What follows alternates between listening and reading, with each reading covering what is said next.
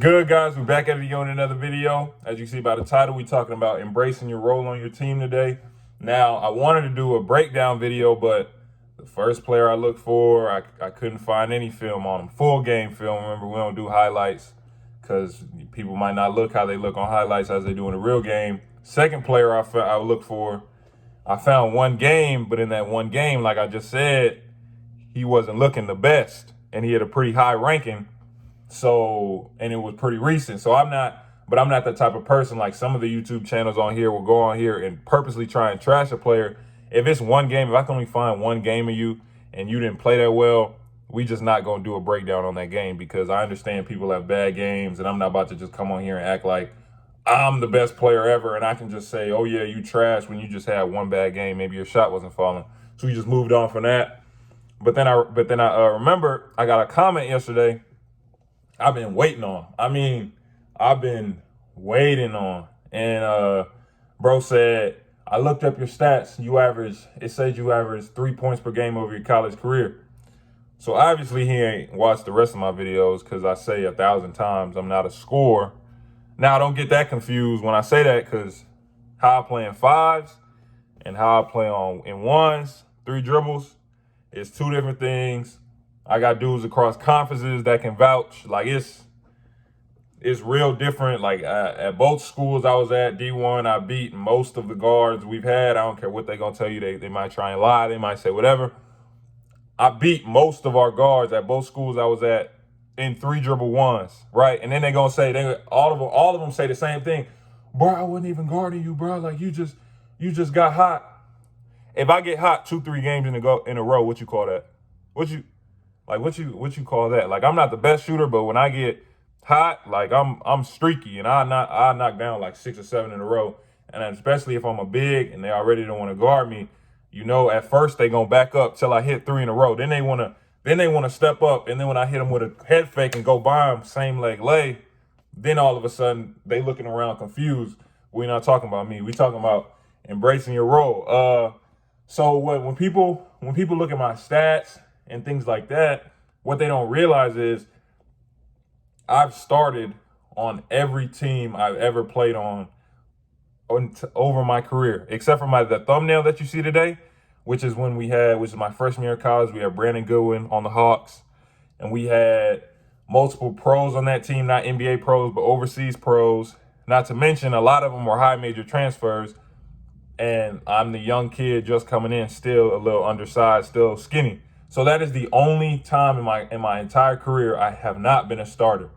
So watching this video, if you know, maybe you're not the scorer, just watch this. I'm gonna tell you, there are other things you can do on the court to make sure you play and that no one can take your spot, right? So from an early age, I kind of realized, and I don't know if this kind of helped me or hurt me, I kind of had some type of, at least in middle school, there was like the guy. Like we had a guy. Like I've had a guy, like the guy on my team for pretty much a lot of the times I've been playing.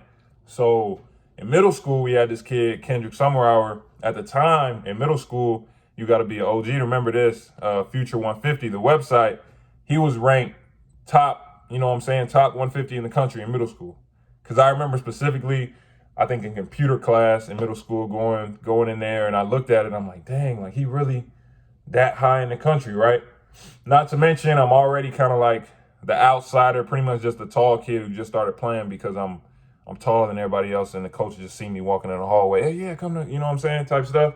But it was that. So from an early point, I realized, okay, I'm not confident. I know, like, okay, I'm not that confident, and that kind of bled over onto the court. So I don't really want to make a lot of mistakes offensively. So I'm not really a scorer. So how else can I get on the court? And I quickly realized I play defense better than like anybody. Like, you can't, like, I play defense better than anybody else. So from that point on, in my head, I'm like, okay, and this is kind of bad. I did this. But in my head, it went from, you know, I'm just playing to, okay, you're going to lock in on defense, make your defense so good to the point where, like, a coach has to play you. Like, he has no choice. Like, I don't care if the big I'm competing against for the spot is averaging like 15, 17. Like, if he can't, like, if he's getting fried on the other end, like, it's a bucket every single time. And I'm locking the dude down, and I still gonna give you a couple dunks, maybe a couple hooks. I just may not be out here really working. You have to play me. Like, if you want to win, you have to play me. And I realized that from an early age. And then I had coaches in my ear, especially when I started AAU playing with Zion, telling me, like, and this is something that, you know, especially in this social media age, everybody wants to be Bron, everybody want to have the blue check, everybody want to be famous, the star on the team, not realizing that the thing that really makes you win is the role players on the team. And it's okay to be a role player. Like, the younger players, like, if you just listening to people who aren't really into the game, or they just casually watch things like that, you know what I'm saying? Or if you got a big bro in your ear telling you, oh no, you need to be out there dropping 30, this and that, they don't really watch basketball. Luckily, I had, you know, mentors in my life who told me, like, I don't care what nobody say. They told me this. They said, I don't care what nobody say. You can make a lot of money defending and rebounding. Bro, when I got to Game Elite, they told me, like, Ryan, like, you got to be a Game Elite. Ryan, G, like, they told me, like, you can make a lot of money defending and rebounding. I don't care nothing about scoring. They already said we have Zion, we have Darius, we got Elias, we got Brian Coughlin, we got scores, we got D1 players, we got 4 stars, we got 5 stars. What we need you to come in here and do is be a role player, be our rock. They said verbatim, they said be the anchor of our Rolls Royce team. That's what they told me, right? So easily it would have been like, for me, you know, I could have been like, oh, no, I'm not trying to do that. Like, I got an ego. I don't want to, you know, I want the ball in my hands. I want to do this. I want to do that. I want to be in the spotlight. And there were times, like, I'll tell you guys this, when we had a Dallas tournament. We played in Dallas on the circuit. And I remember this was our first game in Dallas. And after that game, because we had Z, we had Elias, we had Darius, we had Ticket, right? And Z was a 5-star. The rest, all the other 3 were 4 stars, pretty much. So I remember after that first game, you know, all the Adidas media interviewing those 4, right? So, you know, I kind of, that was one of the times in my career, like, all right, I was kind of like, dang, like, maybe you did take the wrong path. Like, maybe you should have focused on scoring a little bit. And, you know, at the time I didn't have any offers too. So it's kind of like, like, dang, like, I wish I could be in that spotlight. And then maybe like a month or 2 later, we playing at Suwannee Sports Academy, court 7, which is why I love that court. I think I might have told this story in another video, just briefly. We're playing, who are we playing? We playing Leaky Black and them, this team out of North Carolina. So Leaky, he play at North Carolina right now. They have Brandon Huffman, who initially was at North Carolina. So we playing them. I'm talking about the court 7. If you've been to Suwannee, you know what that looked like. Court 7, I'm talking about, bro, like 40, 50, like, coaches everywhere. And I remember this is the team with Z on it and everything. I scored 2 points that game. 2 points. So, and, you know, but I was rebounding, I'm blocking shots, this and that. So we win that game. We win. And this was like a big game. We win that game. But I didn't score a lot, so I'm like, I played all right. G, our director, Game Elite, grabbed me by my jersey, said, you done made yourself a lot of money today. I'm like, I appreciate it. Like, I don't know what you're talking about. I get home, I get a Mississippi State offer.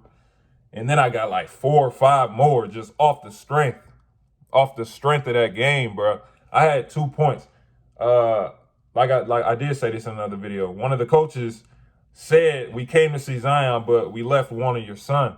And they didn't want me because I was out there scoring. They didn't want me because I'm out there really ISO really working. They wanted me because I was willing to put my ego aside and just do what my team needed me to do to win. I rebounded, I blocked shots, and when I needed to score 2 points, I made sure I made my layups. I made sure I made my dunks. So it's the same thing when I got to college. My stats might not say be crazy, but if you go on synergy, if you know what synergy is, you know I'm excellent offensively and defensively on almost every year I've played on synergy in college. I'm excellent offense and defense, or I'm good offense, excellent defense almost every single year I've played, and that's because I was willing to buy in.